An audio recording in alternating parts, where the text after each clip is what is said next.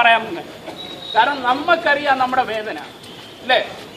നമ്മളെ തെറ്റിദ്ധരിപ്പിക്കുകയും നമ്മളെ പീഡിപ്പിക്കപ്പെട്ടാൽ ആ പീഡിപ്പിക്കുന്നവരോടൊപ്പം കൂടുകയും ചെയ്യുന്ന ഒരു നിലപാട്, അതിന്റെ അവസാനത്തെ തെളിവാണ് ഇന്നത്തെ സംഭവം. മനസ്സിലായി? അതുകൊണ്ട് നമുക്കിപ്പോ പറയാനുള്ളത് ഈ അധികാരി വർഗത്തോടും അവരേൽപ്പിച്ചു വിട്ട ഈ ഉദ്യോഗസ്ഥന്മാരോടുമാണ്.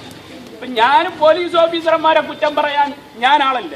കാരണം അവര് മേളിൽ നിന്നുള്ള നിർദ്ദേശം അനുസരിച്ച് അവർക്ക് പ്രവർത്തിക്കാൻ പറ്റും. പക്ഷെ അതിനപ്പുറം പ്രവർത്തിച്ച് ചില ആളുകൾക്ക് പിന്തുണ കൊടുക്കുന്ന ചില ആളുകളുണ്ട്. അവരെയൊക്കെ ഞങ്ങൾക്കറിയാം. മനസ്സിലായി? വേണ്ട നേരത്ത് വേണ്ടതുപോലെ കൈകാര്യം ചെയ്യണം.